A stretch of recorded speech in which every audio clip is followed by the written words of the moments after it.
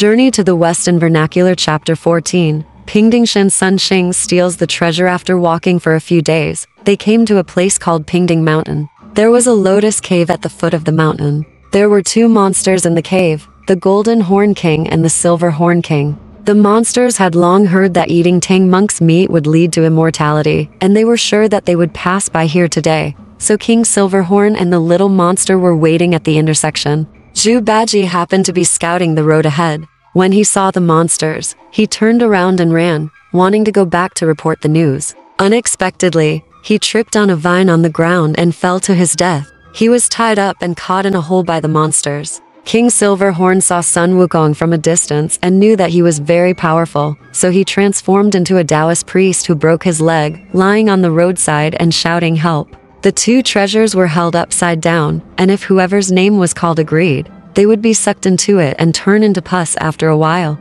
The two little demons each took a treasure and left. At this time, Sun Wukong had already called the mountain gods and the land of those mountains, moved the three mountains, and also learned from their mouths the power of the two treasures of the Golden Horn King and the Silver Horn King. Wukong came up with a plan and turned into an old Taoist. He came to the two little demons and said that he was an immortal from Panglai Mountain and had a grudge against Wukong, so he came specially to help them catch Sun Wukong. The two little demons said they had red gourds and jade bottles and didn't need his help. Wukong plucked out a hair, turned into a big purple gold gourd, and said, "Your gourd can only hold people, but mine can hold the whole sky." After finishing speaking, he chanted a spell and asked the Jade Emperor for help. The Jade Emperor ordered Naja to use a black flag to cover the sun, moon, and stars. Immediately, the surroundings became pitch black. The two little demons were frightened and quickly asked Wukong to let go. Wukong chanted the spell again. Naja put away the black flag, and the sky became bright again. The two little demons were convinced and wanted to exchange their two treasures for Wukong's big purple gold gourd. Wukong exchanged it with them. The two little demons tried it twice before they realized that they had been fooled. The two little demons ran back to the cave to report to the king. At this time, Wukong turned into a fly, bit the little demon on the head, and followed him into the cave. King Jinjiao was very angry when he learned about it. King Silvergeo advised, "It's okay. We still have three treasures, the 7-star sword, the banana fan, and the golden rope. Why don't we send people to Yulong Cave to invite the old mother to eat Tang Monk's meat together and let her bring the golden rope as well?" Two little demons, Bashan Hu and Yi Heilong, were ordered to go to Yulong Cave. Wukong came up with another clever plan. He flew out of the cave and turned into a little monster. He caught up with the two monsters and said that he was ordered to go to the Dragon Cave together. Far away from the cave, Wukong killed two little demons with one blow, then plucked out a hair and turned into a Bashan tiger, while he turned into a Heilong. Wukong entered the Yulong Cave and explained his purpose to the old witch. The old witch was very happy, and immediately took the golden rope, got on the sedan, and followed Wukong to the Lotus Cave. After walking a few miles, Wukong suddenly changed back to his original appearance and beat the old witch and the little demon carrying the sedan to death. It turned out that the old witch was a gray-haired vixen. Wukong found the golden rope and put it in his sleeve, and plucked out 4 more Velis hairs. He transformed into a Bashan tiger, a sea-relying dragon, and a little demon carrying a sedan chair. He himself transformed into an old witch and sat in the sedan chair. After a while, they arrived at the Lotus Cave. King Golden Horn and King Silver Horn quickly knelt down and kowtowed to her. Bajie, who was hanging from the beam, noticed that the old witch had a tail sticking out of her buttocks when she bent over, and couldn't help laughing.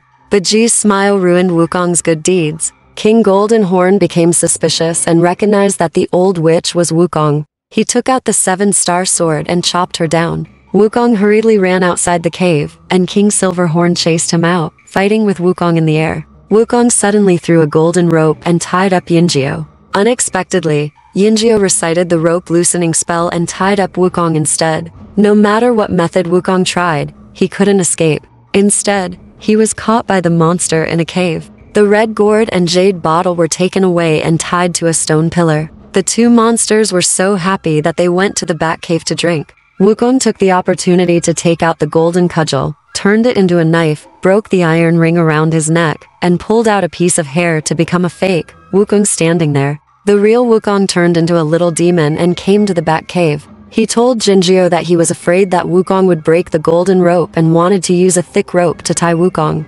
Jinjiu couldn't find a suitable one for a while, so he tied himself up.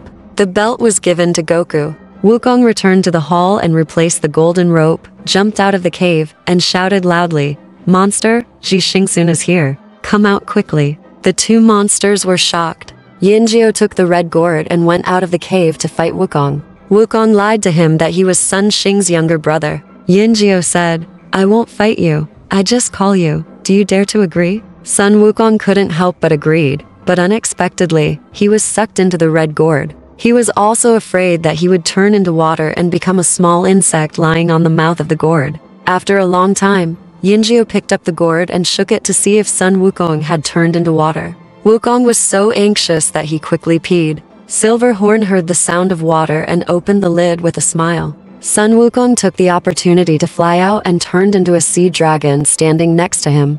Yinjiu smelled the smell of urine in the gourd, so he handed the gourd to the fake Yi Heilong beside him. Sun Wukong pulled out his hair and transformed into a fake body. He stood there holding the fake gourd. He hid the real gourd and slipped out of the cave. He raised the golden hoop and beat all the little monsters guarding the door to death. He shouted loudly, "Bullshit monsters. Xing's son is here." Yinjiu came out with the fake gourd and was surprised that the Xing's son looked exactly like Sun Xing's and Ji Xingsun. Wukong said that they are all brothers. Yinjiu wants to suck Ji Xingsun into the gourd.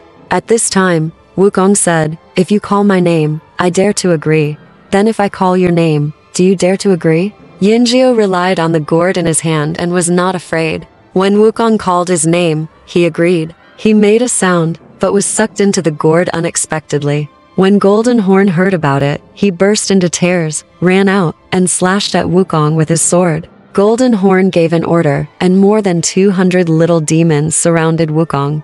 Wukong pulled out a handful of Velis hairs, bit them into pieces and sprayed them out. In the blink of an eye, they turned into hundreds of Sun Wukongs, beating the little demons and running for their lives. Jinjiu panicked, took out a banana fan from his body, and fanned it towards Wukong. The raging fire immediately burned towards Wukong overwhelmingly. Wukong left only one Velis hair and turned into a fight with the Golden Horn outside the door. He collected the other Velis hairs and jumped into the Lotus Cave. He killed all the little demons guarding the cave. Then he went to save the master, and found the jade purification bottle. He quickly picked it up. At this time, the Golden Horn returned to the cave to rest. Wukong saw that he was sleeping soundly, so he walked up and took away the banana fan. Jin Zhao was awakened, and started fighting Wukong again, from inside the cave to outside the cave, and then into the air. Golden Horn gradually couldn't hold on any longer and fled south. Sun Wukong took out the jade purification bottle and shouted, "Golden Horn King." The Golden Horn King was just running for his life and did not pay attention to the answer, and was sucked into the bottle. Wukong closed the lid and went into the cave to rescue Tang Seng, Sha Seng, and Bajie. The masters and disciples set foot on the westward road again. Suddenly, an old man walked out of the roadside and asked Tang Monk for a gourd and a treasure bottle. Wukong recognized him as Taisheng Laojin and quickly returned the two treasures to him. Taisheng Laojin poured out 2 fairy boys from the gourd and the vase. It turns out that Jinjiu and Yinjiu are 2 boys who look after the stove under Taisheng Laojin.